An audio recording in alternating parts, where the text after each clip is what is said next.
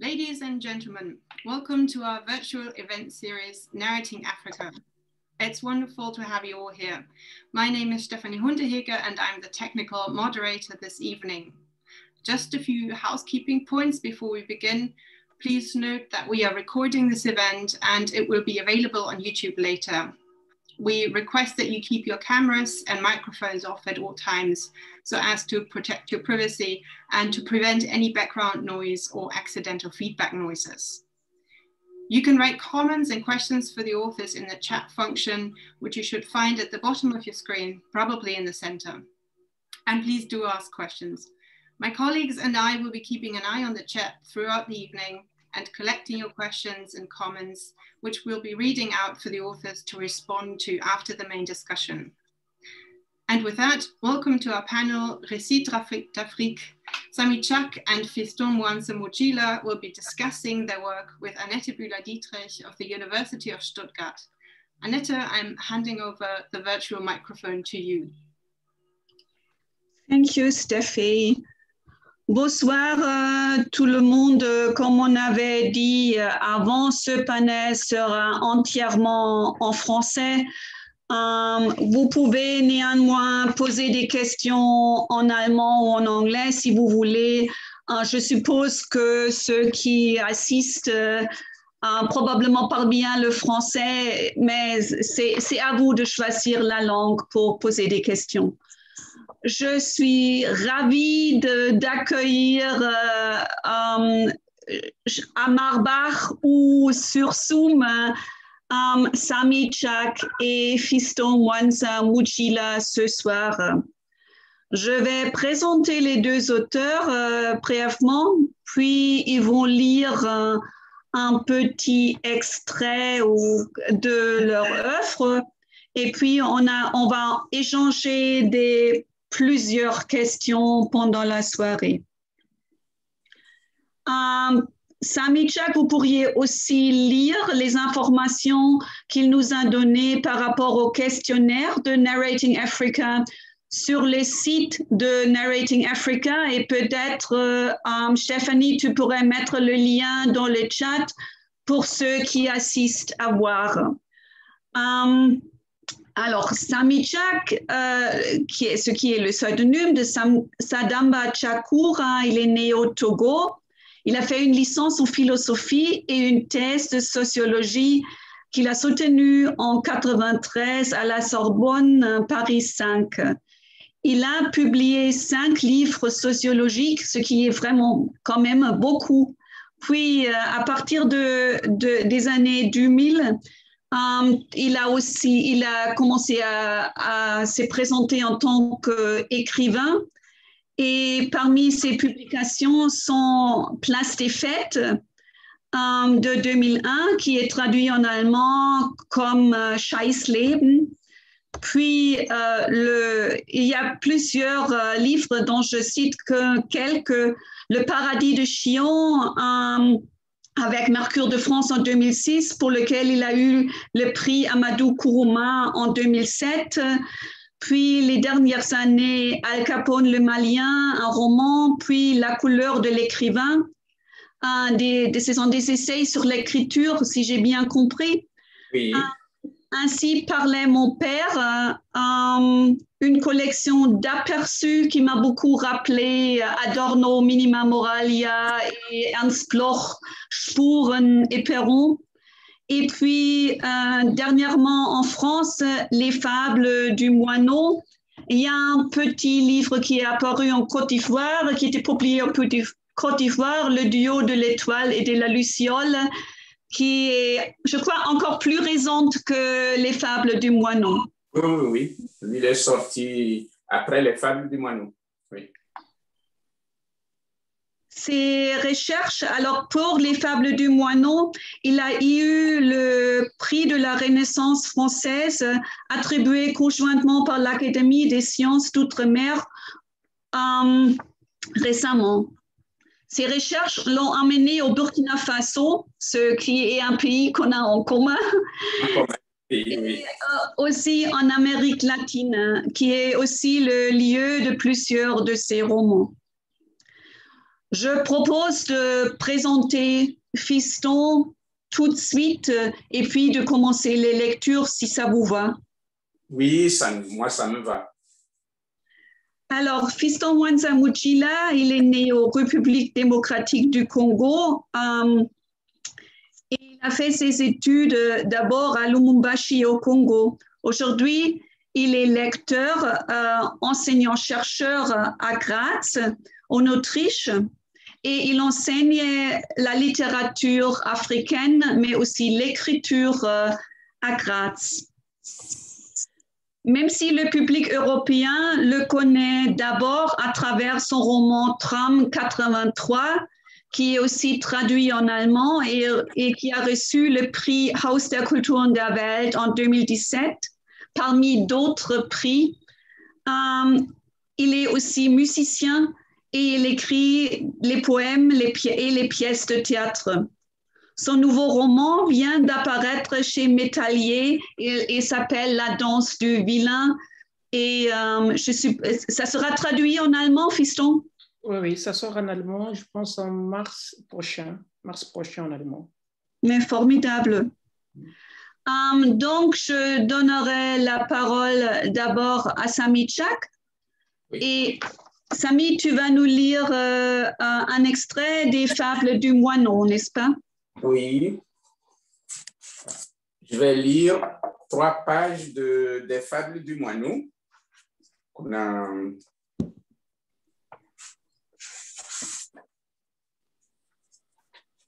J'explique un peu le contexte. C'est des petites histoires qui sont à la fois fables et contes. Le moineau a dit, le lion se nourrit des antilopes, mais le monde rêvé du lion, c'est une plaine où il y aurait de plus en plus d'antilopes. Il tue des antilopes et rêve d'une plaine constamment peuplée d'antilopes. Le lion n'est pas un destructeur, mais toi, oui, toi, quand tu désires, tu détruis. Partout où tu passes, le monde se rétrécit. Il se rétrécit tellement qu'il ne lui reste même plus suffisamment de place pour héberger ton propre rêve. Même le feu, quand il dévore, favorise le reverdissement de la prairie. Même le feu consume tout en conservant au chaud son rêve de verdure. Mais toi, là où tu passes, tu sèmes l'absence. Toi si haut placé, regarde les cornes dressées vers toi qui écrivent déjà la légende de ton empalement. Cette fable, c'est un conte, je la tiens de mon père. Mon père, Salif Mechiri Chakra, le boiteux du village, la racontait à l'intérieur de la forge. Pas de conte en plein jour, mais c'était en plein jour dans la forge qu'il disait cette fable. Le soleil écoutait ce qui aurait dû, de la bouche des humains, n'être entendu que par les étoiles et la lune, ou les lourds nuages qui habillent la nuit avant les grondements du tonnerre et la pluie. Cette fable, celle que mon père racontait en plein jour dans sa forge, la voici, mais elle passe par ma voix, par mes mots, elle devient donc ma fable. Une antilope triste, racontait mon père, trouve cependant suffisamment de cœur pour demander à une lionne triste elle aussi, « Lionne, je commets en m'arrêtant devant toi une imprudence qui pourrait me coûter la vie, car je fais partie de tes proies de prédilection. Cependant, moi si triste, je suis touché par ta tristesse qui semble encore plus grande. Mais dis-moi, ma sœur lionne, que t'est-il arrivé pour que tu aies une telle mine? » La lionne regarde l'antilope, surprise par son empathie. « Sœur antilope, je suis étonné que ce soit toi qui te soucies de mes malheurs. Pourtant, et tu viens de me le rappeler, tu n'as pas oublié qui je suis. Je m'incline donc devant ton grand cœur, sœur antilope, et vais te raconter mon malheur. Je suis triste parce que, comme mère, j'ai subi la pire des pertes, car un lion arrivé ici en vainqueur du géniteur de mes 2 petits a tué ceux-ci pour me rendre disponible à la réception de ses gènes à lui. Je suis une mère malheureuse. L'antilope écarquille les yeux et lui répond: Mère malheureuse, ma sœur lionne, je ne t'apprends rien en te disant que moi aussi, j'ai subi aujourd'hui une perte de la même nature. Je n'avais qu'un petit, mon fils, celui qu'une lionne a tué pour nourrir ses petits avant que son nouveau maître ne les tue.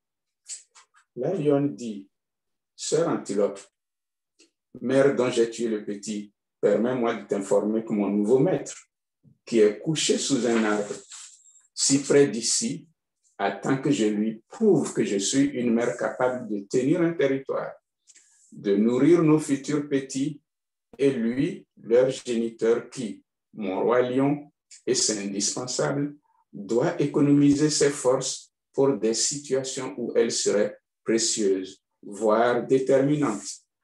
Notre survie dépendrait aussi de ses interventions dans des situations où sa force et son poids décideraient de la victoire ou de la défaite. Je te remercie donc d'être venu à moi, mère antilope, ma sœur aussi belle corne, à la si jolie robe. Je te remercie pour ton grand cœur, mais ce n'était pas nécessaire que tu viennes à moi, car j'aurais su aller te chercher comme je t'ai allé chercher ton petit. Après ces mots, la lionne bondit sur l'antilope qu'elle saisit à la gorge. La mort arrive rapidement. Mon beau lion, dit la lionne au mâle qui avait tué ses petits, alors couché paisible sous un arbre. Mon beau lion, tu peux venir manger. Le repas s'est servi de lui-même. Le moineau a dit: Votre cœur vous perdra. Vous qui vous complaisez dans votre situation de proie, au lieu de développer des ruses de prédateurs, le monde ne sera jamais un jardin de fraternité tranquille, mais un champ de bataille dont l'harmonie vient aussi des cruautés indispensables. À un lionceau, on n'apprend pas à pleurnicher, mais à tuer. À un faon, sa mère oublie de rappeler qu'il pourrait plus tard tuer avec ses cornes et ses sabots. L'herbe ne lui oppose aucune résistance si elle n'a de poison qui pourrait lui être fatal. Mais contre ses prédateurs, courir ne lui suffirait pas toujours. Paix à l'âme de la mère antilope, tuée par la lionne qui avait déjà tué son petit, la lionne dont la tristesse avait touché son cœur. Voilà. Merci beaucoup. Merci. Je propose d'avoir la lecture de Fiston directement après pour qu'on puisse parler des deux ensemble. D'accord. Kassala pour moi-même. J'ai décidé d'être heureux, de danser la rumba jusqu'à l'usure, de reprendre tous mes noms, bricoles d'antan, de demeurer l'enfant de la mine et du chemin de fer, la mémoire familiale, épousant la locomotive, l'exil dans l'œuf, l'éternelle solitude. J'ai décidé d'être insolent et désagréable, de cracher dans la soupe de ceux qui arrachent les dents à la vie, de pisser sur leur prétendue bonne foi, de glouser en guise d'insolence et de me repentir par la suite auprès de l'esprit aîné, Vijumukulu Achame, Vijumukulu Achamwena, Vijumukulu Achilele, Vijumukulu Ambende, Vijumukulu Ankole, Kole Vijumukulu. Combien de temps résisteront-ils? Déjà, ils ont fait de ce pays un mouroir. J'ai décidé de formuler des rêves aussi vastes, aussi colorés, aussi grandiloquents que l'espérance, des rêves somptueux, aussi baveux que la pluie tropicale, la seule éruptant la malédiction, renversant tout sur son passage, et furieuse et éternelle et digne des déluges, quoi qu'on ne fera plus entrer dans l'arche le couple de tous les animaux purs, le mâle et la femelle. Mwazambala, Mwazakanji. Je décidai de demeurer l'enfant du Zaïre, de fabriquer de voitures à l'aide de bois de conserve ou de cerfs-volants à partir de sachets, d'y accrocher un long fil et de courir dans le soleil, de courir, jusqu'à ce que l'engin gagne le ciel. Lorsque le fil de raffia s'est rompu, le cerf-volant zigzagant s'est perdu dans le firmament. Il ne nous restait qu'un sentiment de regret. J'ai décidé encore de rêver, non pas de marcher sur la Lune ou d'inventer une énième arme chimique, mais d'ouvrir une espèce de bar merveilleux, d'y bazarder non pas l'ivresse ou une quelconque beuverie, mais l'espérance. J'ai décidé d'être l'homme orchestre de mon destin, moi-même à la batterie, Kenny Clark, moi-même à la trompette, Masokola, moi-même au piano, Tep Scott, moi-même à la contrebasse, Mingus, moi-même au saxophone Sanders, voix de Makeba en sursis, de me trémousser de l'aube à l'aube et de fredonner pour ma mère Mananga et pour les étoiles l'indépendance Chacha. Kassala pour moi-même de Mwanzambala, Mwanzankangi, Mwanzambala, Mwanzankangi, Mwanzambala, Mwanzankangi, Mwanzambala, Mwanzankangi, Mwanzambala, Mwanzankangi, Mwanzambala, Mwanzankangi. Serpent mâle, serpent femelle, radié du ciel du sommet, pour nonchalance doublée d'insolence, je suis devenu par le grand hasard, Mwanzakongolou, l'arc-en-ciel qui coupe le ciel en deux poires, qui arrête la pluie et sa mécession. Vertu. Retenu, mais ici Gung. Psychopathe de la dernière pluie, nous avons attrapé le soleil par le cou, l'avons enfoncé dans le fleuve jusqu'à son étranglement par les eaux. Quel coup n'avions-nous pas fomenté? Nous finirons la bouche déglinguée, le ventre constipé et tout le corps frappé de bilariose si nous persévérons à nous imbiber de la même soupe. Il nous faudrait, en définitive, nous démembrer de nous-mêmes, en finir avec cette vie de débauche. Tolérance narcissique. Nous avions été maladroits dans tous les sens du terme. Éternel fils à papa et mégalo à souhait, beau parleur, impudique à tout bout du champ. Nous avions dansé nus dans le ciel, nous avions dansé nus en plein midi, nous avions dansé nus en plein midi, nous avions dansé nus en plein midi, exhibé le sexe tel un butin de guerre, crachotant sur les passants la morve et la salive, dégueulasse, nerveux par surcroît. Nous ne nous sommes pas arrêtés en si bon chemin. Nous avons brûlé le soleil, l'unique planche de salut, l'abstention.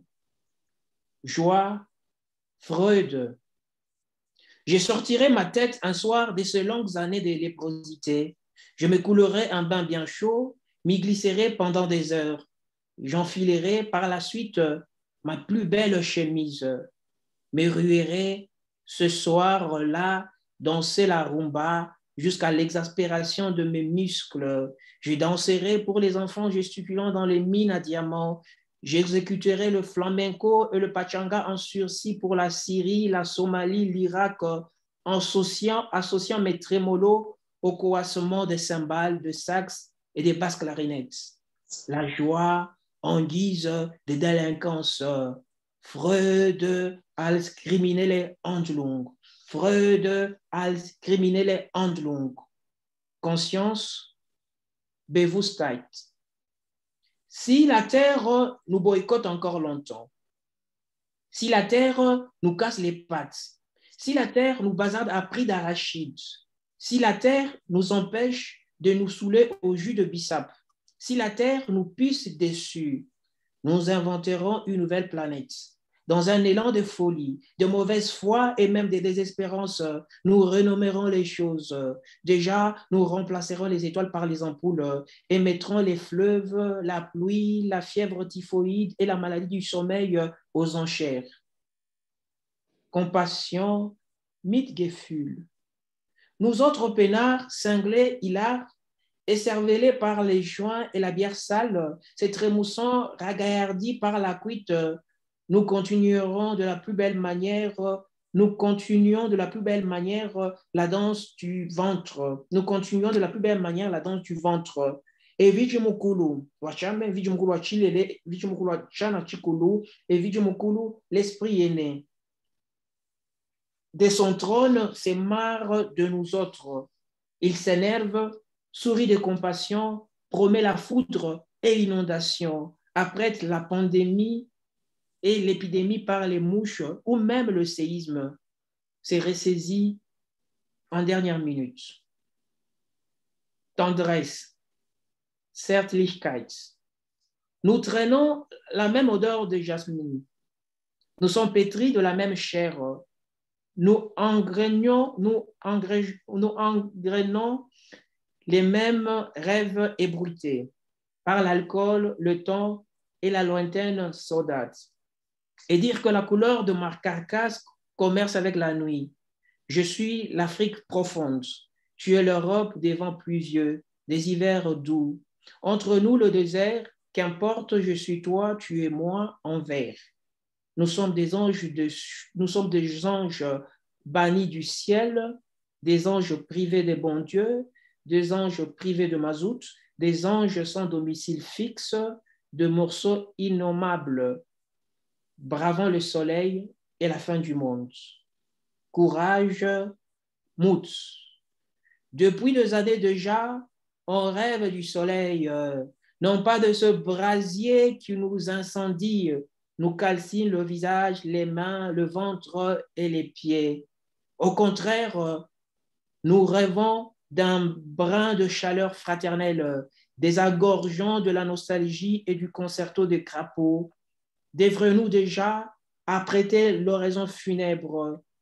Le suicide partiel ou collectif n'aura pas lieu. Nous prendrons le monde à bras-le-corps jusqu'à ce que la névrose s'en suive. Nous tiendrons la dragée haute. Acceptation, aname. Nous poitosons dans la même langue, mais nous peinons à nous comprendre. Les mots ont perdu l'épaisseur de jadis. Ils puent la névrose, le vomi, la pisse. La beuverie, en guise de sauvetage, a produit le fait inverse. La beuverie, en guise de sauvetage, a produit l'effet inverse. Le rire mécanique n'est qu'une grimace. Implorer la miséricorde de Vijimukulu Wachame, Wachamoina, Wachana Chikulu, Wambende, Wankole, l'esprit est né, ou dans le tas fabriquer une langue de substitution. Nous sommes comptables de notre propre chute. Ne reste qu'à assumer la faute de nos pères. Fertig. Fini. Merci. Merci beaucoup. Est-ce que vous voyez les échos l'un de l'autre, des liens entre vos 2 textes?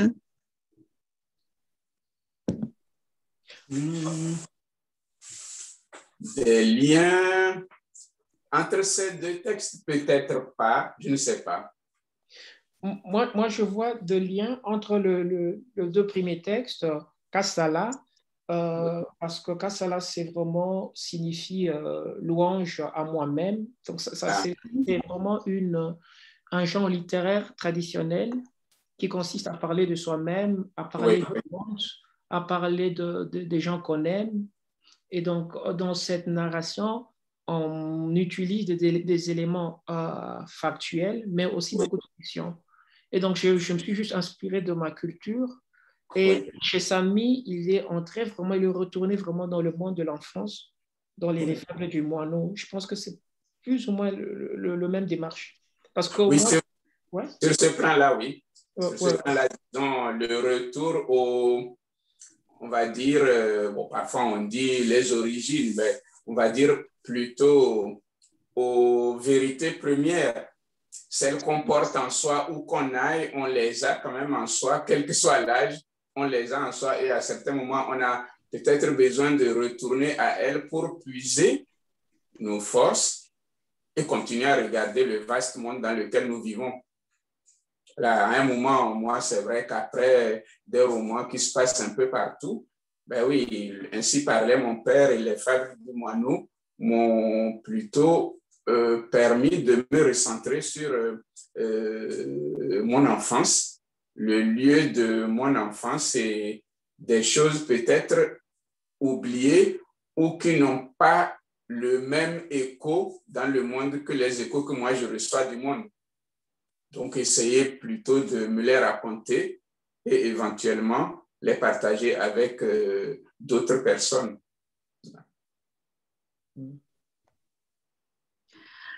Quand j'ai écouté les deux, j'ai aussi pensé d'abord cette idée d'espoir, comme il y a cette question d'espérance dans je crois dans le premier poème, et quand même l'antilope qui pense que les choses pourraient être autrement quand elle parle à la lionne.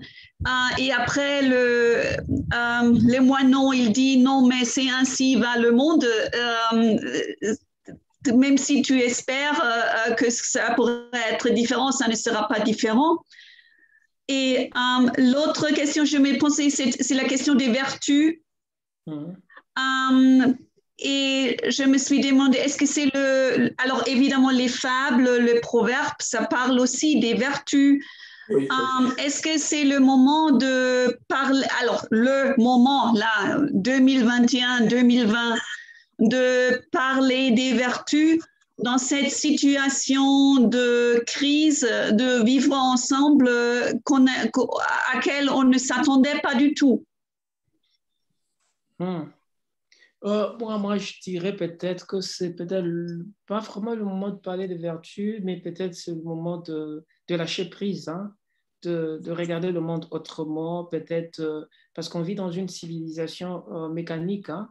On a presque pas de vie. Donc, vous vous réveillez le matin, vous allez travailler, vous rentrez le soir. Peut-être c'est le temps de lâcher prise, peut-être de se saouler la gueule, de faire les choses qu'on n'a pas l'habitude de faire, de lire Sami Chaka, vraiment de faire de bêtises. Et moi, je dirais que les vertus, on peut en parler à tout moment, pas seulement à notre période de crise là, on peut en parler. Et tout en sachant que on en a toujours parlé, on en parlera toujours, mais le monde restera le monde, hein. Il restera ce qu'il est, dans la mesure où on ne va pas non plus penser qu'un jour on se réveillera et puis il a changé. Quelle que soit la situation, ça ne va pas changer les êtres humains. Il y aura toujours des choses merveilleuses et des choses un peu moins bonnes, moins belles, moins merveilleuse. On sera dans le monde qu'on a déjà connu. Et c'est même ça le sens peut-être de cette fable. L'antilope pense que on peut avoir un lien humain ou bien un lien comme ça, vraiment de cœur avec l'autre, même si il nous a fait du mal, nous pourrions quand même avoir un lien de cœur avec lui. Le problème, c'est que l'autre n'est pas dans cette démarche-là. Donc, l'antilope qui, au lieu peut-être de se sauver après avoir perdu son petit, va plutôt provoquer sa propre mort en allant se donner à la lionne dont elle partage la douleur. Le monde, il est aussi fait comme ça, c'est-à-dire dans une logique de prédation. Le prédateur, en général, ne se laisse pas attendrir.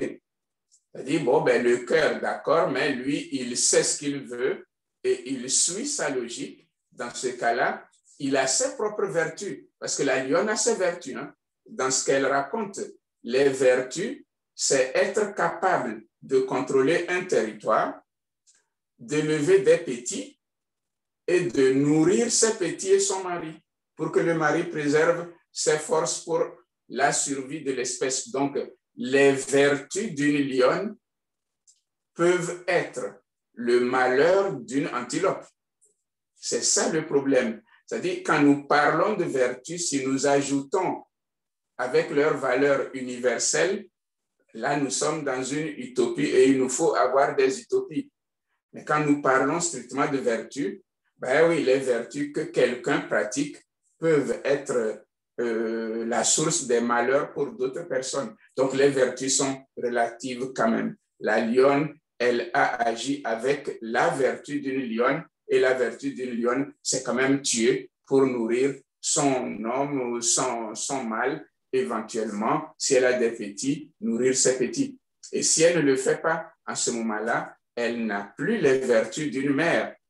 Une bonne mère lionne doit tuer.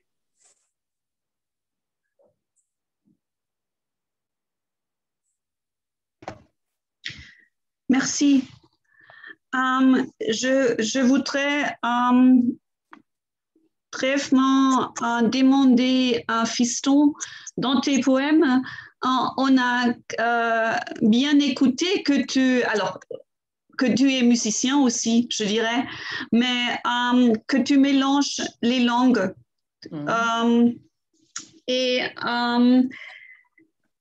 Qu'est-ce que... Alors, comme j'ai noté quand j'ai préparé cette soirée, comment ta situation linguistique influence ton écriture? Qu'est-ce que tu pourrais partager avec nous là-dessus? En fait, par exemple, actuellement, je pense que je me définis comme écrivain. Je ne me définis plus comme écrivain francophone, mais comme écrivain de langue française, parce que je ne pratique pas le français au quotidien. À la maison, je parle avec mon fils en français, mais sinon, quotidiennement, au travail ou avec les amis, je travaille dans un univers germanophone, dans un écosystème germanophone. Donc, tout mon environnement, il est de langue allemande.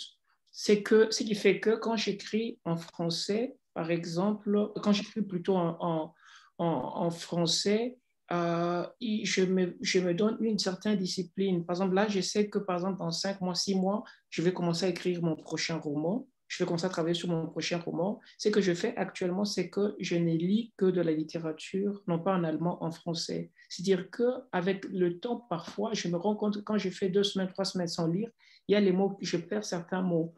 Et du coup, ce qui fait que je pense que c'est vraiment beaucoup lié même à la musique. Hein.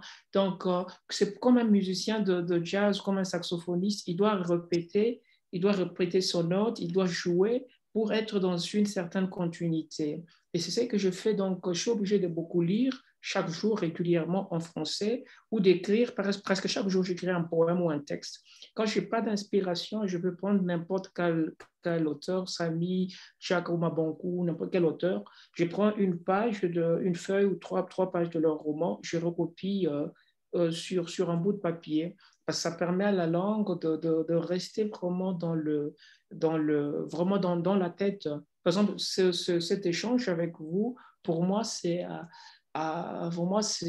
parfois il y a des réponses comme ça, des questions qui me viennent en allemand et je suis obligée de traduire mes réponses, des réponses qui me viennent en allemand et je les traduis en français. Et donc, pour moi, écrire en allemand, en fait, la situation linguistique, pour moi, pour résumer, c'est que j'écris dans les 2 langues, j'écris en allemand et en français. Le français, c'est pour moi une langue plutôt, je dirais, une langue intérieure, parce que je ne pratique pas la langue au quotidien. Et l'allemand, c'est une langue qui est assez, qui est extraordinaire pour moi parce que mon père ne parle pas l'allemand ou ma mère, mais ma famille, et j'écris dans cette langue. Il se pose souvent la question de légitimité, de légitimation. Pourquoi j'écris en allemand? Pourquoi je dois écrire en allemand? Et quel allemand? Parce que le Congo n'a pas de lien n'a pas les mêmes liens avec l'Allemagne qu'avec la Belgique ou la France. Juste un exemple, c'est dit que par exemple en français, vous trouvez des mots qui viennent par exemple de partout, même du Swahili, de mots africains, mais en allemand, il y a des mots qui viennent de l'anglais, du français, mais il n'y a pas de mots africains, il y a très peu de mots africains, peut-être à part Safari. Et là encore, Donc, du coup, écrire en allemand, écrire en français, c'est deux gymnastiques différentes. En allemand, ce que je fais, c'est que j'ai toujours des cahiers dans lesquels j'écris, je recopie de termes, des expressions idiomatiques qui me plaisent. Et quand je commence à écrire en allemand, avant d'écrire, je dois d'abord feuilleter mon cahier et j'écris en allemand. Et si je me perds, ce que je fais, c'est que j'écris en français. Donc, c'est deux possibilités, deux écritures différentes. Quand j'écris sur une pièce en allemand, ce que je fais, c'est que j'ai toute la pièce dans ma tête, j'ai mes personnages, je sais comment ils vont réagir. C'est-à-dire que mes personnages, vraiment, c'est comme si j'étais à la police. Il y a des portraits, des fiches sur mes personnages, et chaque personnage a son vocabulaire. Il y a même des textes, des monologues, chaque personnage a ses propres phrases, ses vers, tout et tout. Je fais séparément. Je crée d'abord le personnage, et à partir de personnage, j'essaie de créer le théâtre, où j'essaie de créer la fiction. Donc, c'est des gymnastiques assez différentes. Mais le lien, le lien musical est venu précocement. Déjà au Congo, je viens du Congo, donc mon père était barman, mon grand-père aussi. Donc, dans la famille, on travaillait tout le temps quand on était gamin dans le bar de mes grands-parents. Et donc, ce lien-là de la musique, de la rumba, m'a bercé depuis mon enfance. Et quand je suis arrivé en Allemagne et puis en Autriche, je me suis rendu compte que pour vivre comme écrivain, il fallait sortir ma littérature de ma chambre, de mon appartement, de mon lieu de travail, et de travailler avec les musiciens. C'est ainsi que je commençais à travailler avec des musiciens de jazz, parce que l'avantage, c'est que avec un musicien, quand je fais mes lectures au départ, si je trébuche sur un mot, je le reprends. Parce que je dis, par exemple, am Anfang war der Stein, au commencement était la pierre. Si je trébuche, je peux reprendre même 6 fois la même phrase. Am Anfang war der Stein. Am Anfang, au commencement, am Anfang war der Stein. C'est dire que la musique, avec les musiciens de jazz, m'offre cette possibilité, ou m'a offert cette possibilité vraiment de vivre comme écrivain et comme musicien. Voilà, ça, c'est un peu ça. Merci beaucoup pour cette réponse, et je crois que ça fait un lien intéressant à Samy, parce que dans Ainsi parlait mon père, tu dis que ton père ne parlait pas le français. Et donc, tu as vécu ce vie à part en France, en écrivant en français, et maintenant, je crois que tu dis que ton père, il est décédé il y a quelques années. Mais Ainsi parlait mon père est vraiment aussi un hommage à ton père, je dirais. Donc, comment cet décalage entre ta langue paternelle et puis ta langue, on dirait, professionnelle, d'écrivain, de chercheur, comment est-ce que tu vis ça et comment est-ce que tu réconcilies ça?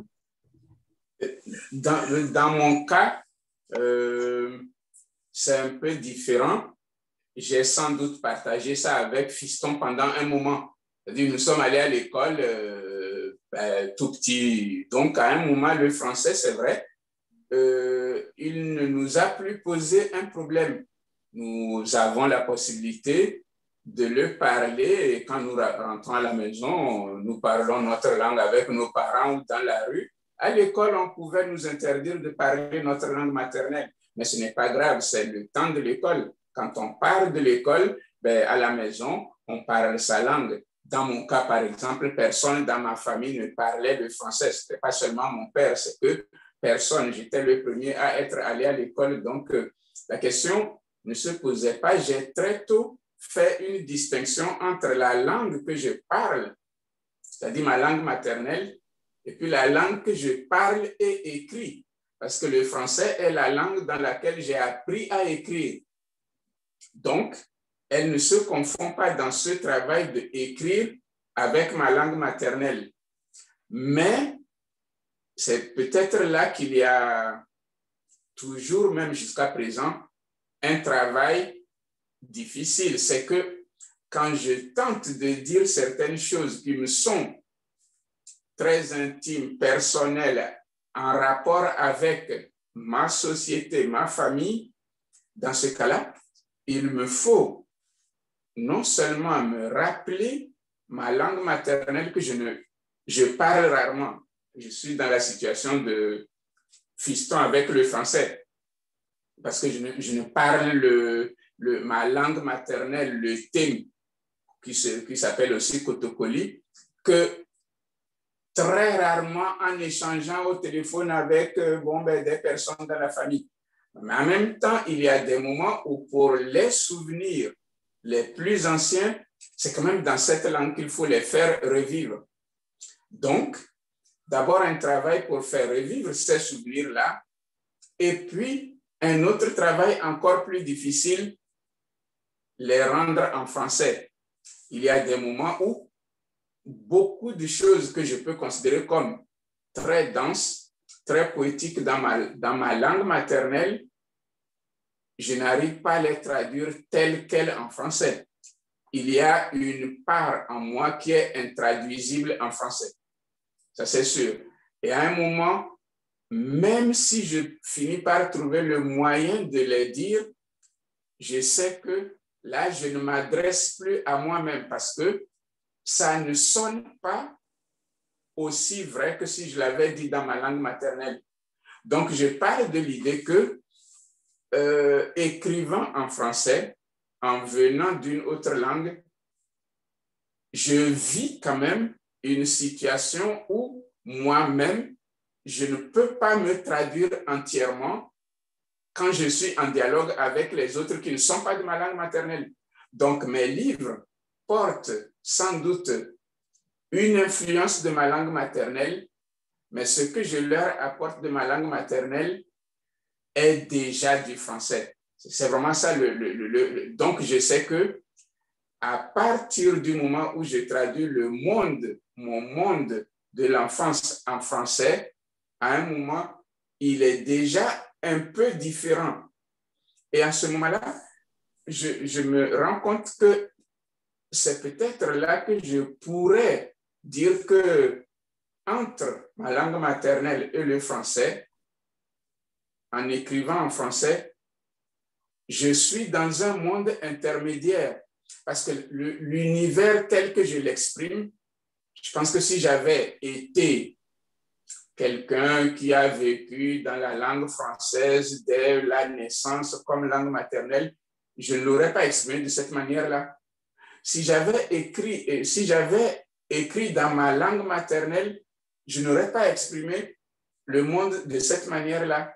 Donc, si j'avais été un enfant français, je n'aurais pas écrit comme j'écris. Si j'avais écrit dans ma langue, je n'aurais pas écrit comme j'écris. Dans ce cas-là, ma situation fait que je me suis retrouvé dans un monde qui est au milieu dans lequel je m'invente, dans lequel je fais venir ce que j'ai quand même, disons, assimilé grâce à la langue française et ce qui me vient profondément de ma langue maternelle. Je suis dans un monde au milieu des deux qui peut être rattaché à un ou à l'autre monde sans être exactement de l'un ou de l'autre monde. C'est peut-être ça ma grande liberté. Moi, je voudrais rebondir sur ce que dit Samy. Samy parle de monde intermédiaire. Je pense que pour moi, c'est la même réalité. C'est que je baigne dans plusieurs langues. Il y a le français, il y a l'allemand, il y a le lingala, il y a le swahili, il y a une autre langue, le chiluba, la langue de mes grands-parents. Ce qui fait que, par exemple, juste un constat, quand j'écris en allemand, c'est plus facile d'écrire de la fiction, de la poésie en allemand qu'écrire, par exemple, un essai. Parce qu'à partir de la fiction m'autorise de prendre ma liberté, de prendre ma revanche sur la langue, de travailler avec la langue, alors que l'essai a ses propres ordonnancements, a ses propres rouages. Ce qui fait que le côté créatif dans l'écriture d'une langue qu'on apprend, comment dire, le côté créatif permet, je pense que d'écrire dans une langue qu'on apprend, de prendre ce risque-là. Et du coup, par exemple, pour moi, ce qui fait que, par exemple, quand je me suis installé en Autriche, il était pour moi évident vraiment de m'inventer une généalogie dans l'espace germanophone. Je répertoriais des écrivains dans lesquels j'avais des affinités comme Peter Handke, comme Ingeborg Bachmann, comme Siegfried Lenz, ces écrivains allemands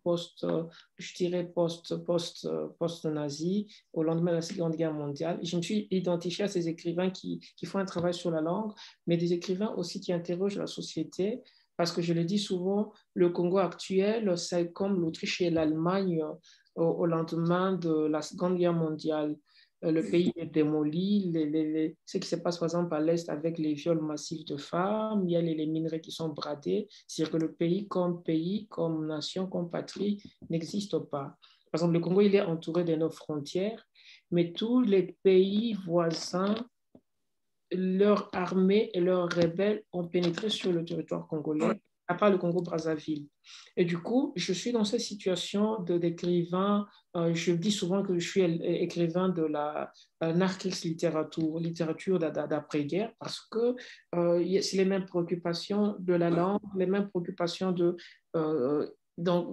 comment dire ce pays-là, faire la part de choses entre moi comme écrivain, mais aussi moi comme Congolais. Et du coup, c'est cette gymnastique à laquelle je me suis mise quand je suis arrivée et quand je commençais à écrire en allemand. Et donc, il y a des écrivains comme ça qui m'inspirent beaucoup et qui sont vraiment dans mon panthéon des écrivains auxquels je m'identifie. Donc, il y a plusieurs généalogies. Il y a cette généalogie des écrivains de langue allemande, et puis il y a une généalogie africaine, et puis il y a une autre généalogie plus ou moins universelle. Et par exemple, au départ, quand je commençais à écrire, je me disais que Samy, voilà, c'était un écrivain qui n'était pas de ma génération. Au fil du temps, je me suis rendu compte qu'on est vraiment de la même génération, parce que c'est quelqu'un qui m'a inspiré, son travail m'a beaucoup inspiré, et je me rends compte que on partage les mêmes préoccupations, on partage les mêmes envies, on partage le même regard sur le monde. Samy Chaka, pour s'identifier, réfléchit souvent à partir d'un point qui est son village natal, qui est la forge de son père. Et donc moi aussi, souvent, de plus en plus, je réfléchis, donc j'énonce mes réflexions à partir de Lubumbashi, qui est une ville minière. C'est-à-dire qu'il y a les mêmes préoccupations, qui fait que je me dis, je provoque la Samy en disant on est de la même génération. C'est aussi le travail de la littérature, d'ouvrir ce brèche-là, ces frontières-là.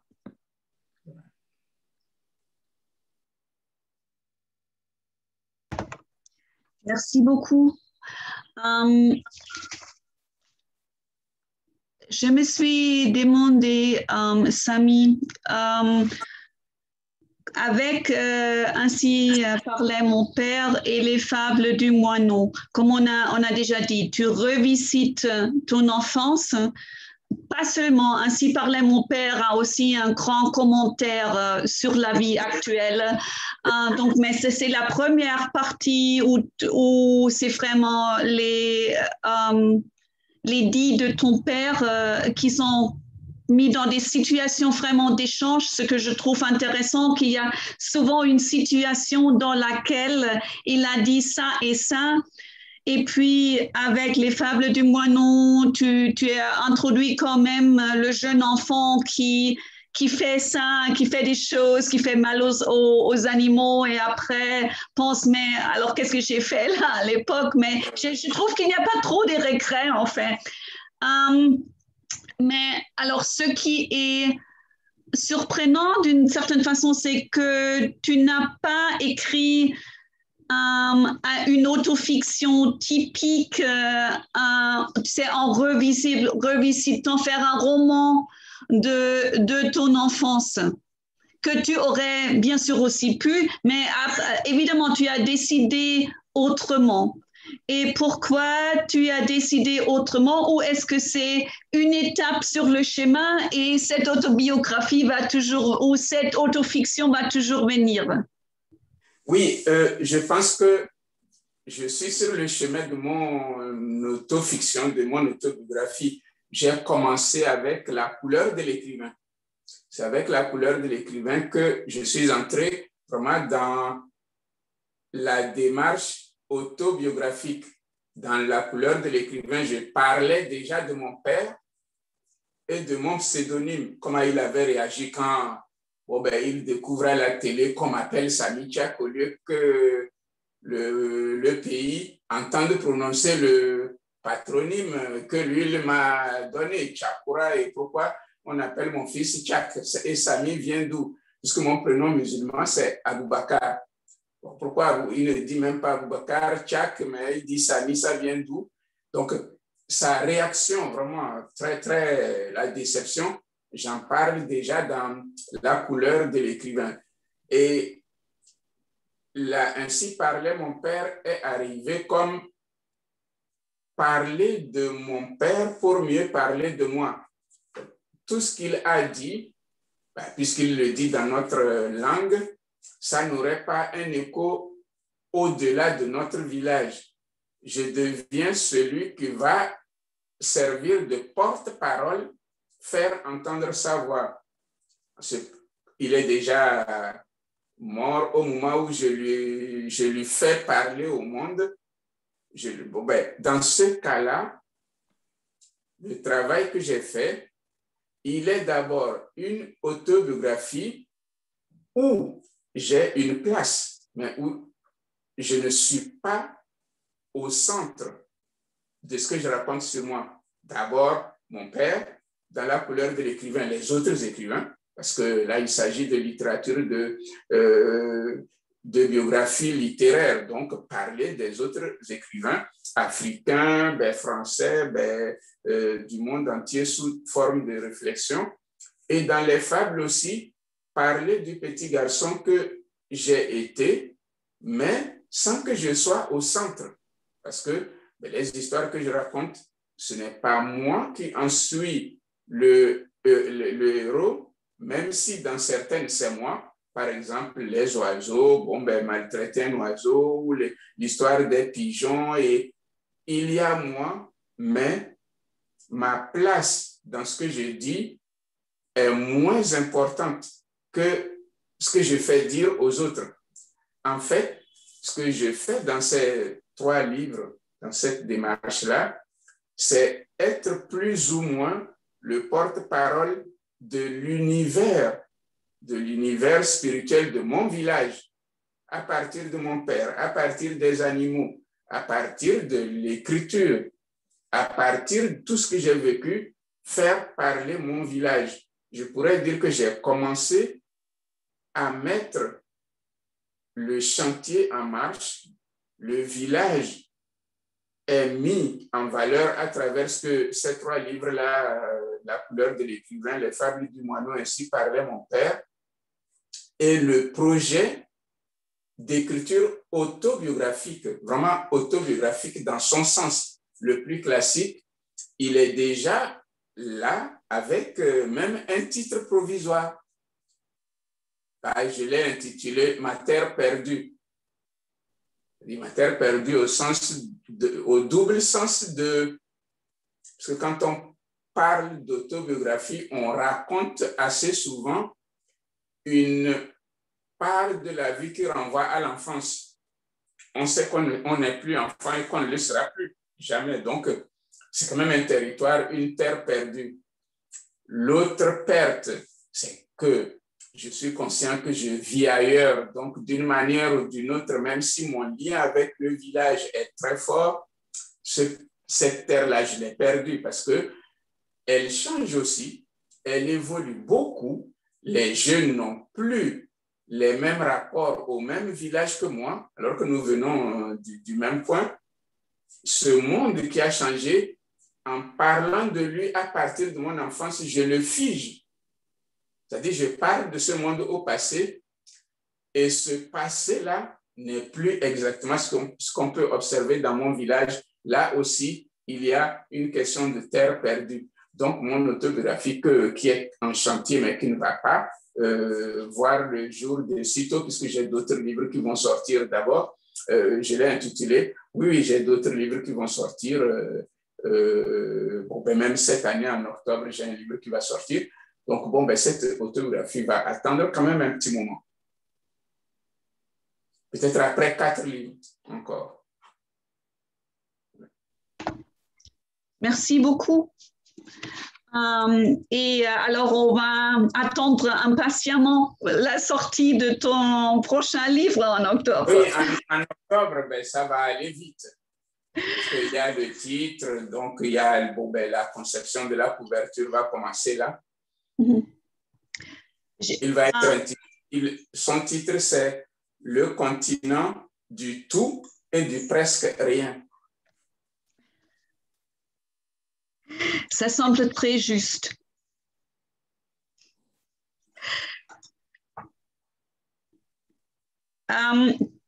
Une question que je me suis posée, tous les deux, vous travaillez dans plusieurs genres et même Fiston maintenant dans plusieurs langues.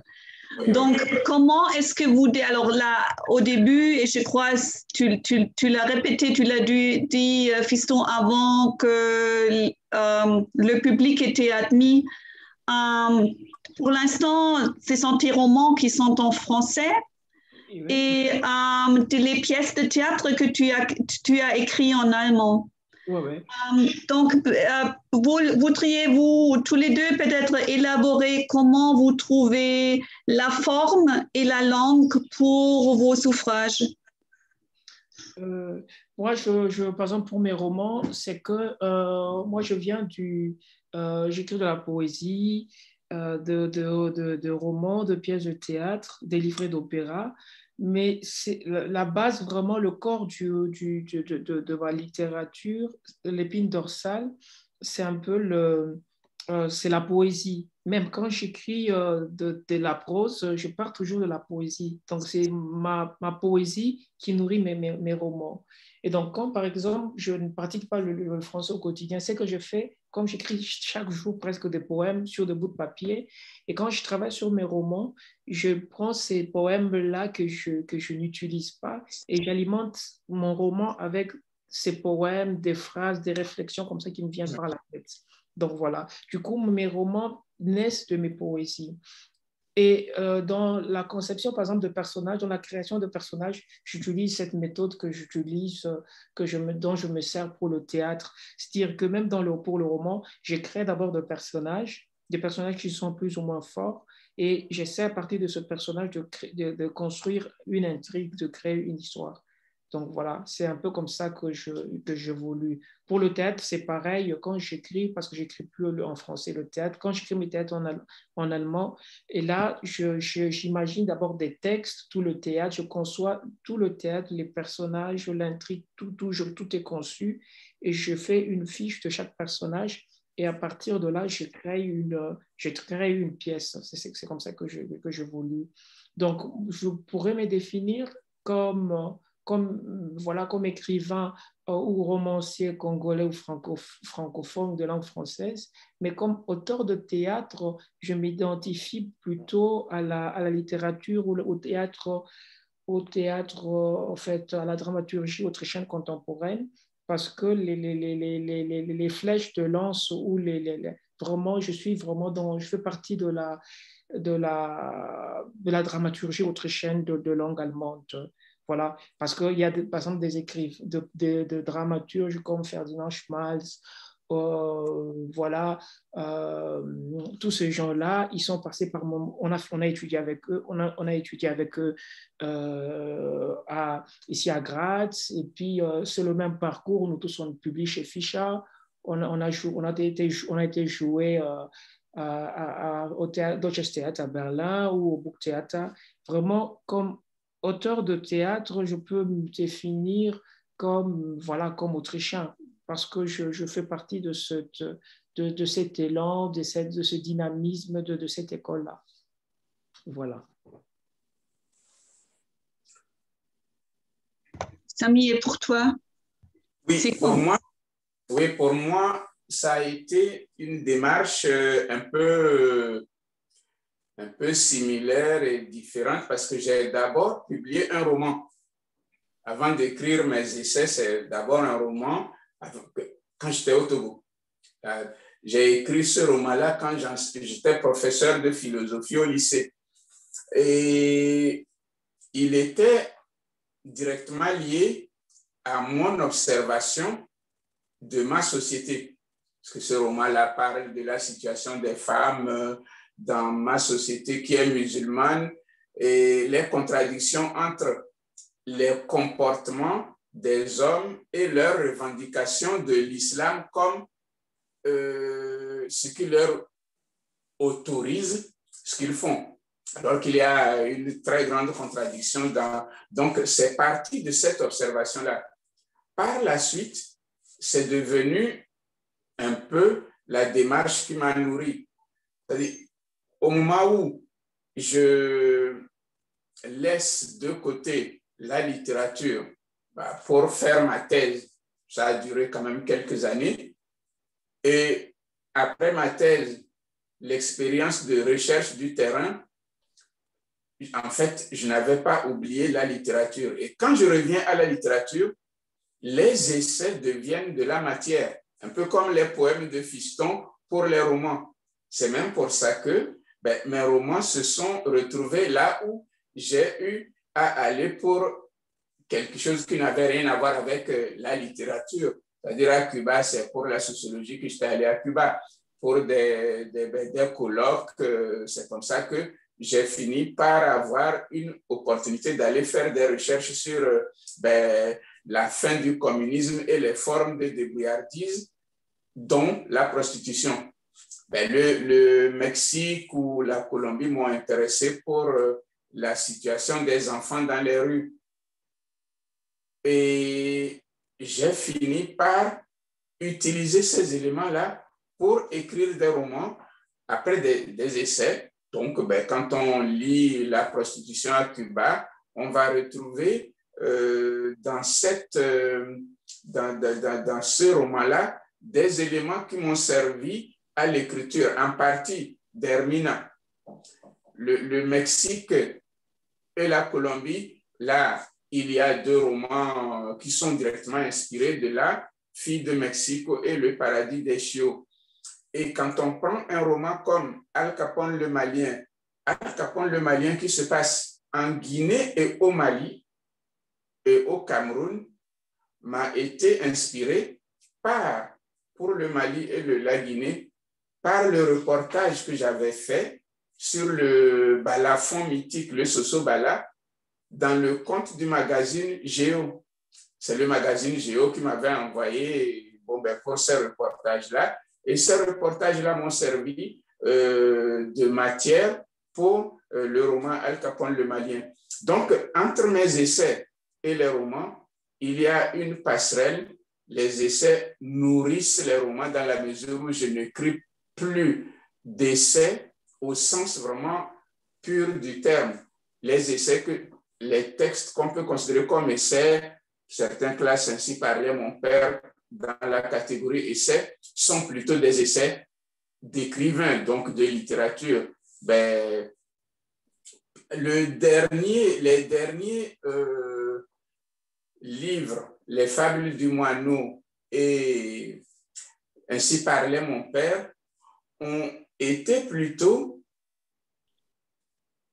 inspirés par mon envie d'avoir des formes directement plus poétiques, pas de la poésie, mais plus poétiques. C'est-à-dire, dans le roman, il y a cette démarche-là de relativement poétique dans la narration, mais là, donner un peu plus de poésie à la prose, sans oublier que l'essentiel est le fond. Et puis est venu le duo de l'étoile et de la luciole, où là, je suis dans une forme de dialogue poétique. On pourrait parler d'un poème, d'un roman d'un roman poétique sous forme de dialogue. Donc, j'ai plutôt tenté quelque chose qui n'est pas dans ma démarche, c'est-à-dire de la poésie.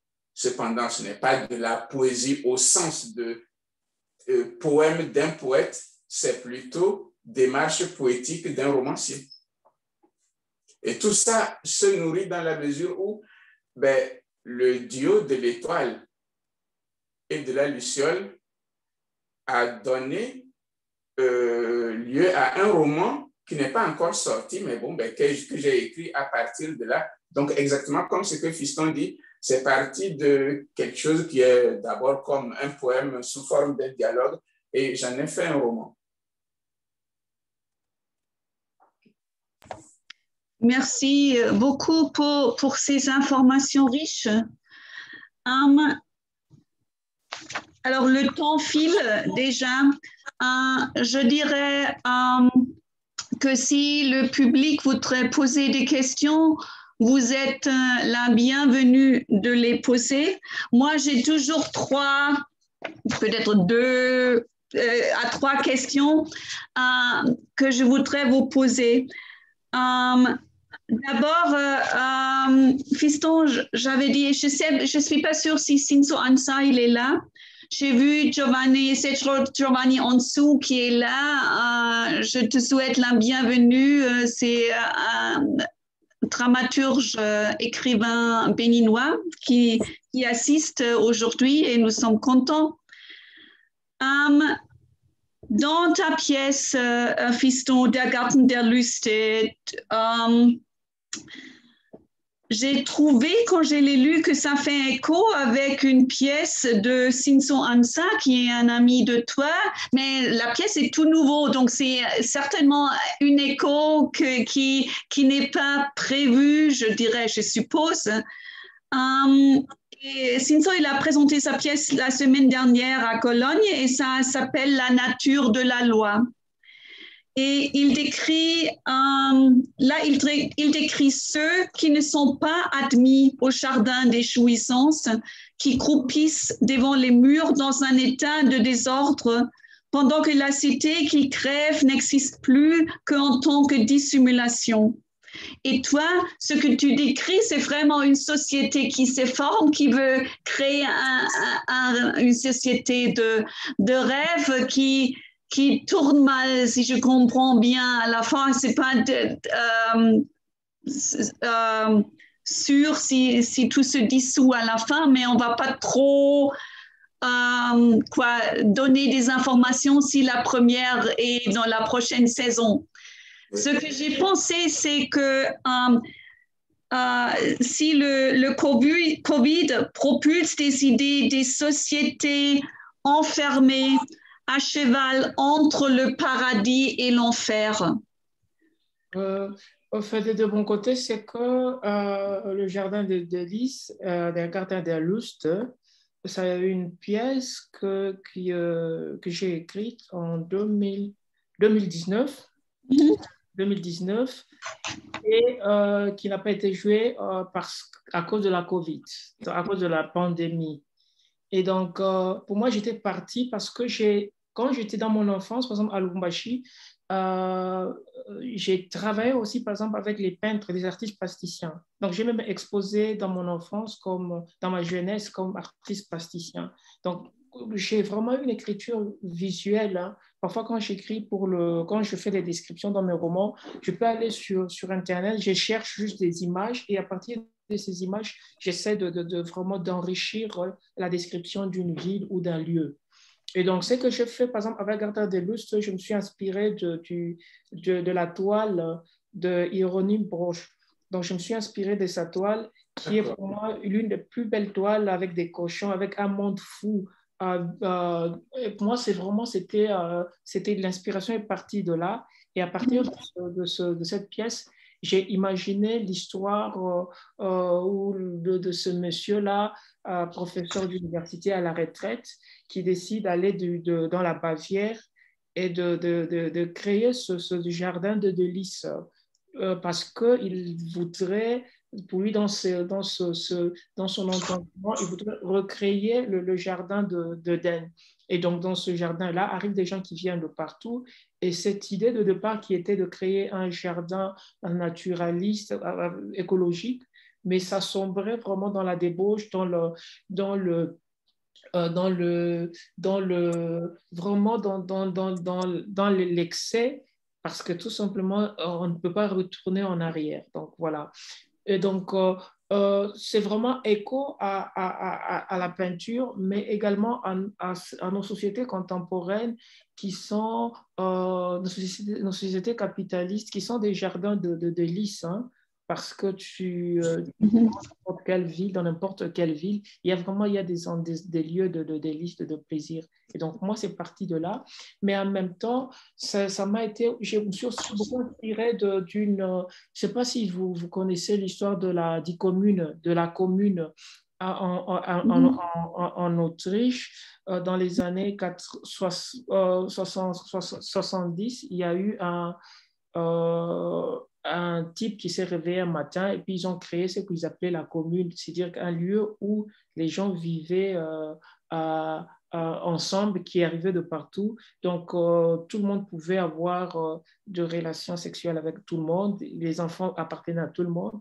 Et donc, ce camp-là existait, dit commune à Vienne, pendant 5 ou 6 ans, avant que cette commune ne soit radiée. Donc, des influences viennent un peu de partout. Et donc, du coup, moi, je pense que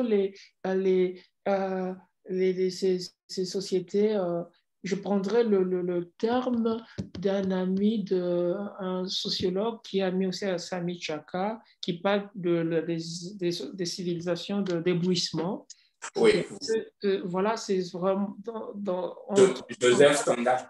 Oui, on trouve comme c'est vraiment une civilisation actuelle africaine où il y a cet excès, cette démesure, cette envie de vivre, comme on a dit, dans le rêve d'autrui. Donc, oui, voilà. oui. Mais oui. Ouais, voilà. Mais pour faire écho à Klaus Ciseaux, lui, il vit à Kinshasa. Et je pense que c'est vraiment l'un des écrivains congolais actuels qui parviennent vraiment à capter l'âme de ce pays-là, parce que c'est un pays qui va dans tous les sens. Et puis, voilà, mais il y a des écrivains comme Ciseaux qui parviennent vraiment à parler de Kinshasa. Donc, à partir de Kinshasa, mais de parler à capter à partir de Kinshasa, justement, à partir de Kinshasa, de capter l'énergie du monde. Hein. En parlant de Kinshasa, il ne parle pas vraiment de Kinshasa, mais de ce monde qui est devenu, comme on dit, un village planétaire. Je crois ça, merci. Ça lie bien à la question de la série. Alors, la série des échanges s'appelle Narrating Africa. Et évidemment, ce titre, c'est un titre donné de l'extérieur. C'est certainement, tu sais, un titre européen ou allemand, c'est-à-dire, et l'exposition a commencé avec la littérature, les écrits des colonisateurs allemands, des écrivains autour des années 1900, pour après inclure tous les écrivains et écrivaines qui font partie de Step 2, mais aussi il y a des tables de musée sur Frantz Fanon, sur Aimé Césaire. Donc, c'est pas seulement les écrivains allemands, mais on voit bien comment ce titre, ça vient d'un musée ou d'un archive allemand. Et donc, qu'est-ce que vous faites avec ce titre? Est-ce que ça vous dit quelque chose? Je sais, Sami, tu as aussi répondu dans le questionnaire à cette question du titre. Fisto, il n'a pas encore, il est entré un peu plus tard dans le jeu, donc il n'a pas encore répondu à ce questionnaire. Donc, la question maintenant, alors le titre, est-ce qu'on peut prendre un tel titre? Est-ce qu'il faudrait éviter les titres comme ça? Qu'est-ce que ça raconte? Et peut-être ce sont aussi des situations que, fiston, toi, tu pourrais vivre dans le jour de jour quand tu parles de ta littérature. Dans quelle mesure? Non, par exemple, moi, en tant qu'écrivain, je pense pas que je parle de l'Afrique. Je parle du paysage minier, du paysage de la réalité ouvrière. Donc voilà, tout ce que je fais parce que je suis né dans une ville minière qui m'a inspiré. Et je parle de ces réalités-là qui sont présentes, par exemple, même dans la littérature sénégalaise. Si on prenait un roman comme celui de Sembène Ousmane, Le goût de Dieu, ou Germinal de Zola. De Zola. Donc, c'est les mêmes réalités. Moi, je suis passionné par le paysage ouvrier, le paysage de la mine. Pour moi, bon, je parle de ce paysage-là. Je ne m'identifie pas comme étant un porte-parole de l'Afrique, comme si je parlais du continent africain. Je pense que l'Afrique, le continent, il est vaste et ses réalités sont assez différentes et extraordinaires. Par exemple, chaque fois que je rentre au pays, ce que je fais, c'est que je vais parfois dans des petits villages et je discute avec des gens là-bas. Et c'est là où je me rends compte que des gens qui vivent à Kalebouka, dans le fin fond du Katanga, ils s'en foutent, par exemple, ils s'en foutent éperdument de ce que pensent, par exemple, l'Europe, les Européens sur l'Afrique, parce qu'ils sont dans leur monde. Et parfois, je me rends compte que certains thèmes, certains débats, c'est vraiment des débats qui restent entre Africains ou Africains de la diaspora, parce que les gens qui sont en Afrique, ils sont préoccupés par leur propre réalité. Quand je discute avec ma mère, on n'aborde pas ces genres de sujets parce que les gens, ils sont dans leur réalité du quotidien. Et du coup, des préoccupations Narrating Africa, c'est nos préoccupations de nous Africains, peut-être de la diaspora ou d'une certaine bourgeoisie, d'une certaine intelligentsia noire au Congo, au fait en Afrique, mais ce n'est pas le commun de tous les Africains. Donc, ça reste vraiment quelque chose un débat entre peut-être même intellectuel, je dirais.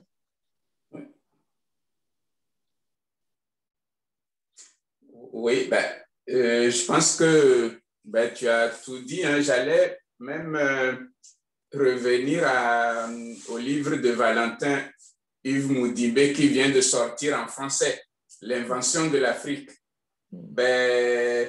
Disons qu'il revisite toute la bibliothèque coloniale. Je veux dire, la façon dont nous avons repris des débats sur notre identité, sur le continent, ça a quand même en partie une origine coloniale. Ça a d'abord été désigné de l'extérieur. Ensuite, même pour critiquer ce que nous avons considéré comme venant de l'extérieur, il nous a fallu des arguments venus de l'extérieur pour le faire. Et aujourd'hui, nous sommes arrivés en fait à une deuxième Afrique. Parce que la grande Afrique, déjà celle qui est inventée à la fois par les colons et les autres, est une grande fiction. Et Fiston vient de le dire, elle est une fiction dans la mesure où dans mon village, franchement, les gens ne posent pas les questions que je me pose puisque ça n'existe même pas. Ce n'est pas qu'ils ne se les posent pas, c'est que ça n'existe pas dans leur réalité. La question ne leur vient pas à l'esprit puisque ça ne recoupe en rien leur réalité. Donc, la première grande Afrique, elle est fictive. Aujourd'hui, celle que Fiston identifie très bien, qui appartient à la diaspora africaine, est encore plus fictive parce qu'elle est celle des Africains. Mais c'est des Africains qui la co-inventent en même temps au cœur de l'Occident, avec des Occidentaux. En ce moment-là, ils parlent entre eux de l'Afrique, mais d'une Afrique qui n'existe nulle part, puisque quand ils repartent là, ils se rendent compte que tout ce qu'ils se racontent là, tout le monde s'en fiche, parce que ça ne renvoie à aucune réalité. Dans ce cas-là, même si nous disons, cette narration-là ou ces titres, nous ne les reprendrions pas, nous. Même si nous disons ça, la question qui va se poser, quel est notre pouvoir pour imposer la façon de dire une Afrique qui se construit en Occident? C'est quand même en Occident qu'on la nomme, dans la mesure où elle est créée, inventée en Occident par des Africains et des Occidentaux. Dans ce cas-là, elle est nommée là où on l'a créée. Et en la créant de cette manière-là, on sait très bien que peut-être elle serait beaucoup plus intéressante chez des romanciers, en ce sens que c'est une fiction. Si des romanciers s'emparaient de leur Afrique, des gens de la diaspora, peut-être qu'en ce moment-là, les imaginaires que ça va nourrir pourraient parler à des gens sur le continent dans la mesure où, en vérité, de n'importe quel point de vue, si on parle de l'idée qu'on est en train de créer de la fiction, on parle de la condition humaine. Donc, la façon de le nommer peut être parfois problématique, mais les écrivains, eux, je pense que ce qui devrait être leur préoccupation, c'est parler de la condition humaine et de la manière la plus originale possible.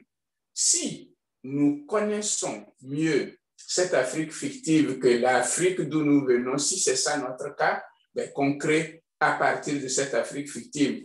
Moi, je parle d'une idée, par exemple, Marie Ndiaye, la romancière Marie Ndiaye, qui a un père sénégalais, qui porte son nom, parce que Ndiaye, c'est quand même sénégalais, et qui, très tôt, parce qu'elle a quand même publié tôt, son premier roman à 19 ans, très tôt a refusé qu'on la considère comme une romancière africaine. Et ça, elle a refusé. Très vite, il ne faut pas qu'on l'associe à la littérature africaine.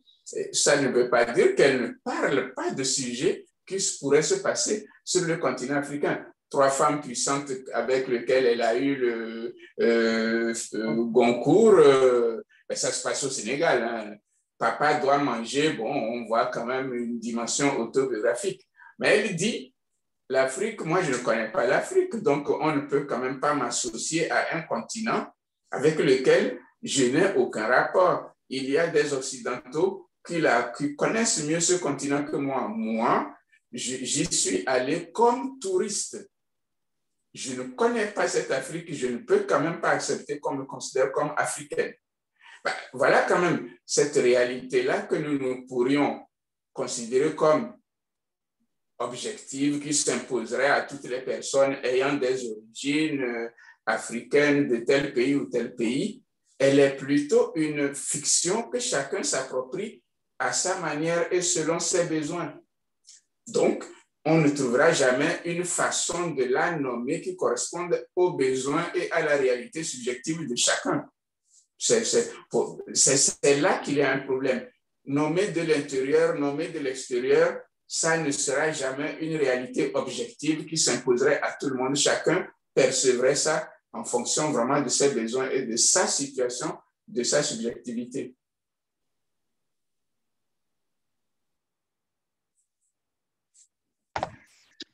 Merci beaucoup pour vos commentaires. J'ai une question dans le chat qui peut-être va avec vos réponses. La question c'est quel texte ressources recommanderiez-vous pour décoloniser un programme de langue français, langue étrangère? Un texte qu'on recommanderait pour... Je suppose pour programme de langue, je suppose ici en Allemagne, mais je ne suis pas tout à fait sûre. Dans les cours comme alors, français comme langue étrangère. Alors, par exemple, il y a un texte, Wilfried Sondé a écrit, je sais, il y a quelques années pour, je crois c'était pour Klett, mais est-ce qu'il y a des textes que vous recommandez? Mais peut-être c'est intéressant aussi de parler. Tu as dit le Fable des moineaux, c'est au programme scolaire au Burkina, n'est-ce pas? Non. C'est ainsi parlait mon père. C'est plutôt les Fables du moineau. J'étais allé là-bas pour en parler avec des lycéens qui, dans le cadre des biennales de littérature, l'ont lu, préparé avec leur professeur pour ma venue. Donc, ils ont aussi, ainsi parlait mon père et les Fables du moineau, ils l'ont intégré dans ces lycées-là parce que je venais. Donc, je suis allé pour les biennales et nous en avions discuté. On a eu une semaine formidable avec ces lycéens-là. Donc, pour les biennales, quand je suis invité, il y a des textes qui sont identifiés comme pouvant faire l'objet de discussions avec des lycéens.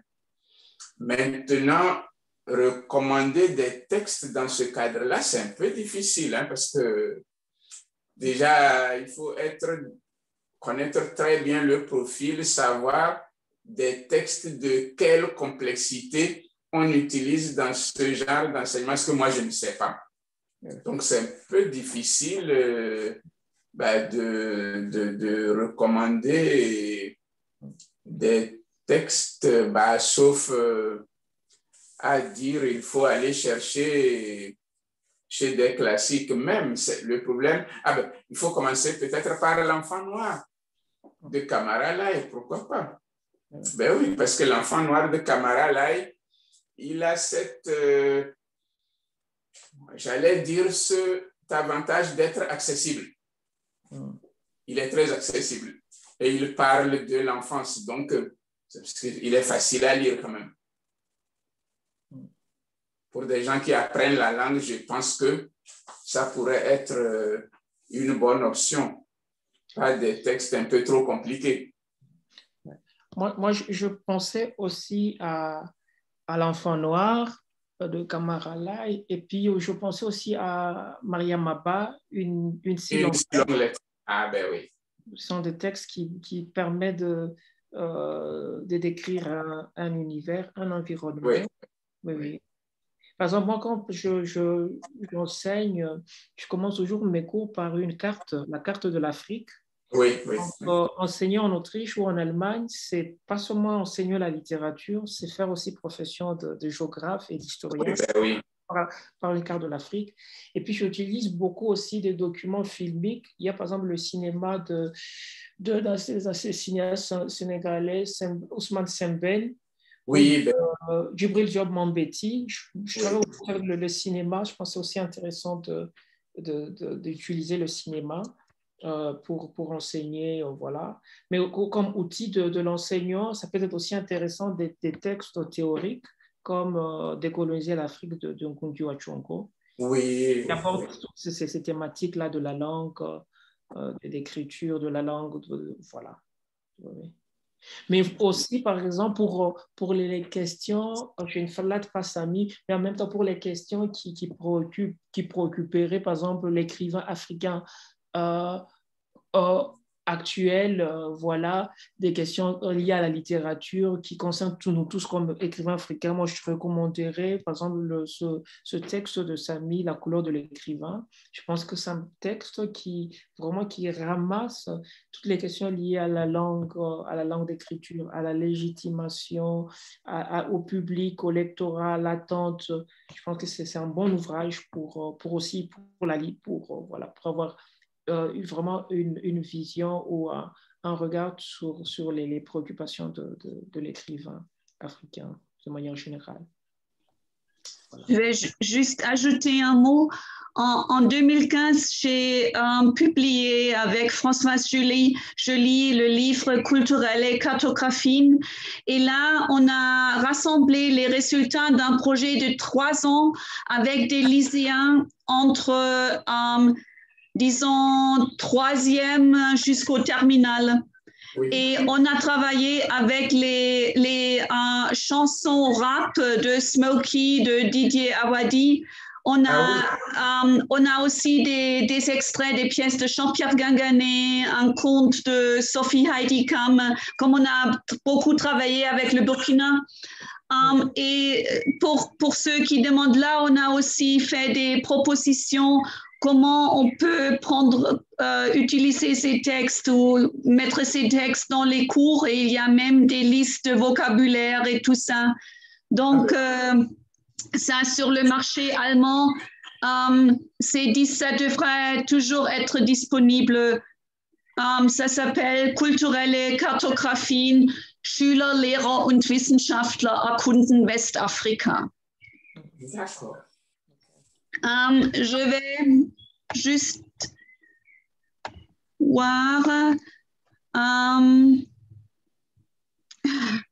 Alors, je crois ça, Madame German, elle dit bonsoir, je suis ravie de voir et écouter deux de mes écrivains préférés ensemble ce soir. Je voudrais vous mettre au défi en ce qui concerne le sujet d'écrire l'Afrique, qui ne revient, à mon avis, pas uniquement à la diaspora. Il y a Mediaspol en RDC, Aboudi et Graines de pensée au Togo, etc., qui publient bien des auteurs dits locaux. Qu'est-ce que vous pensez de cette production littéraire sur place et êtes-vous en dialogue avec les auteurs? Moi, je suis beaucoup en dialogue avec les auteurs. Et Graines de pensée, c'est aussi mon éditeur au Togo. Ils ont réédité mon premier roman, Femme infidèle, qui a été traduit en thème, ma langue maternelle, et en mina, une des langues importantes du Togo qu'on parle au sud. Donc, je connais Graines de pensée. Qu'est-ce que je pense des écrivains locaux? Je pense plutôt des écrivains que j'ai lus. Je ne peux pas avoir une pensée globale, mais de ce que j'ai lu, et c'est un peu pareil à ce qu'on peut dire de ce qu'on rencontre partout. Il y a certains dont le travail me parle, certains dont je trouve le travail de qualité, et d'autres que je pourrais dire, oui, à mon avis, n'ont pas encore trouvé une voie, n'ont pas encore une production de qualité. Mais ça, c'est partout qu'on peut dire ça des écrivains, c'est-à-dire, on ne va pas non plus s'extasier devant tout le monde. Je sais qu'il y a beaucoup de personnes qui écrivent. En même temps, par rapport à ce que Fiston et moi avons dit, ce n'est pas l'idée que nous serions les seuls à parler de l'Afrique. C'est que notre Afrique est un peu trop en décalage avec ce que les gens qui sont sur place vivent. Du coup, quand on lit ce qu'ils écrivent, en général, c'est très différent de ce que nous écrivons parce qu'eux, ils sont dedans, ils sont plutôt confrontés à d'autres réalités, se posent d'autres questions qui n'ont rien à voir avec celles que nous pourrions nous poser, nous. C'est-à-dire, c'est pour ça que j'ai parlé de deux Afriques. Il y a celle co-inventée par les Africains à partir des colons, donc les colons et les Africains, c'est celle dans laquelle les Africains vivent. L'idée même de dire Afrique est une fiction, parce que les Africains ne disaient pas nous sommes en Afrique quand même. C'est-à-dire, quand quelqu'un est dans son pays et dit je suis en Afrique, il ne se rend pas compte qu'il est en train d'utiliser un espace colonial. Dans l'esprit des gens qui vivaient avant la colonisation, l'idée qu'on vive en Afrique comme continent n'existait pas. Les gens avaient des grands ensembles aussi, des empires, des royaumes avec des rapports qui couvrent tout le continent. Mais ce n'est pas dans l'idée de nous sommes africains. Ça, c'est vraiment une autre réalité. Et les gens qui sont là écrivent bien sûr l'Afrique. Et souvent, quand moi je les lis, je me rends compte du décalage qu'il y a entre moi qui ne vis plus là-bas et eux qui vivent là-bas, qui sont confrontés à beaucoup de réalités quotidiennes. Cela ne signifie pas que ce qu'ils disent sur le continent est nécessairement plus pertinent que ce que dirait quelqu'un qui ne vit pas là-bas. Parce que entre vivre une réalité et la traduire dans la création, il y a quand même un grand décalage. On est dedans, ça ne signifie pas que ce qu'on dit est beaucoup plus pertinent. c'est toujours une vision subjective du créateur à partir de ses problèmes ou de la façon dont il voit les problèmes.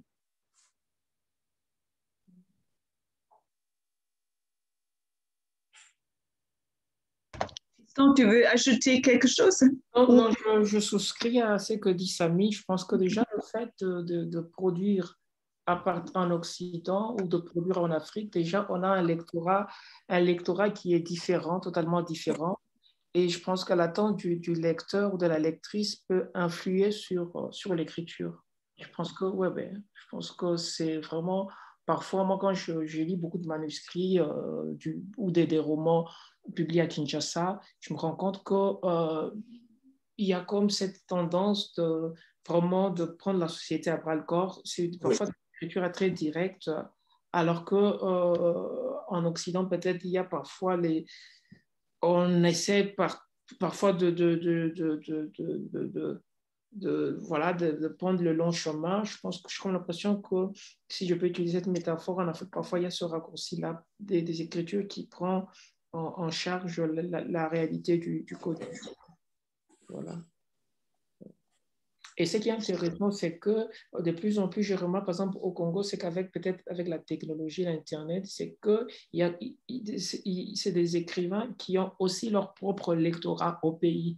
Oui, ben oui. Oui. Par exemple, à Kinshasa, il y a des écrivains, quand ils font une lecture, il y a 100 personnes, 50 personnes, voilà. Donc, c'est des écrivains qui sont diffusés sur le marché parce que parfois, c'est des ouvrages qui sont de 150 pages et qui sont lus de plus en plus, je pense. Oui.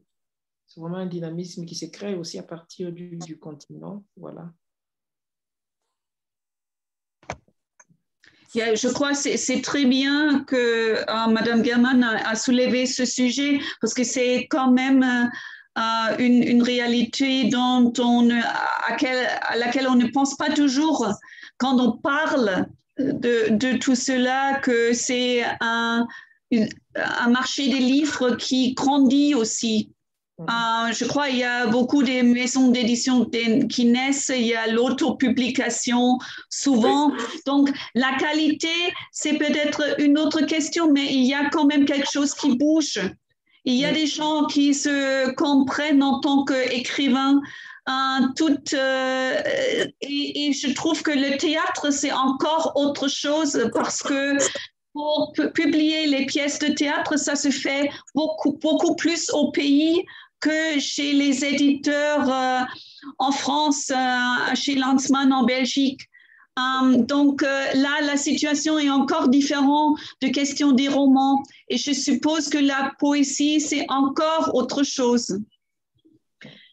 Mais je crois qu'on est arrivé, je vous ai dit d'abord qu'on finit vers 21h, on a même dépassé ça. Oui.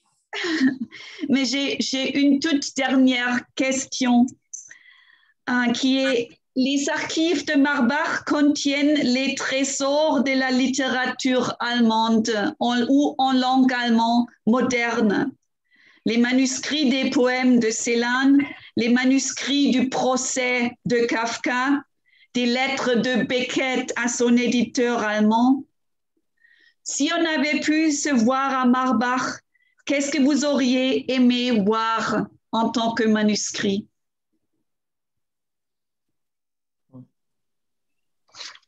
Moi, je pense que tout ce que vous avez cité, que tu as cité, Kafka, je vais dire, j'aurais voulu voir les manuscrits de Thomas Mann, Hermann Hesse, j'aurais voulu voir quand même les manuscrits de ces grands écrivains quand même qui m'ont marqué, ou autrichiens, je suppose que dans l'espace germanophone, peut-être que certains grands Autrichiens sont aussi dedans, je ne sais pas.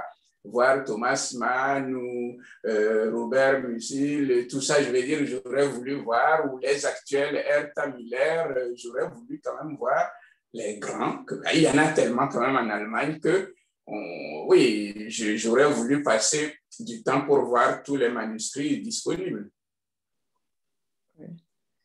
moi, c'est pareil. Vous parcourez ces manuscrits-là avec un point particulier, la correspondance de Paul Celan et Ingeborg Bachmann, parce que c'est vraiment une... voilà.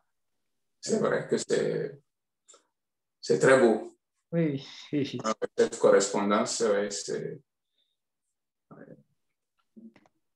Donc, peut-être ça pourrait nous donner des idées pour des nouvelles rencontres dans ce cadre de Marbach. Je trouve que ça serait vraiment une conversation intéressante à poursuivre. Je pense moi aussi, et en vrai, espérons-le. En vrai, oui. Alors, merci beaucoup à tous ceux qui ont assisté à notre échange et merci surtout à Sami Chak et à Fiston Wanza Mujila pour cet échange riche. C'était un grand plaisir. Merci. Merci à toi aussi. Merci. Merci. Salut Sami. Bye. Bye. Et puis, à Nantes. À Nantes, à bientôt à Nantes.